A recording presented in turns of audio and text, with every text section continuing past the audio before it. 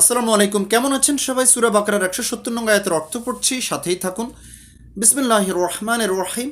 আর যখন তাদেরকে বলা হয় তোমরা অনুসরণ করো যা আল্লাহ নাজিল করেছেন, তারা বলে বরং আমরা অনুসরণ করব আমাদের পিতৃপুরুষদেরকে যার উপর আমরা তাদেরকে পেয়েছি। যদি তাদের পিতৃপুরুষরা কিছু না বুঝে এবং হেদায়েতপ্রাপ্ত না হয় তাহলে কি তারা তা করবে?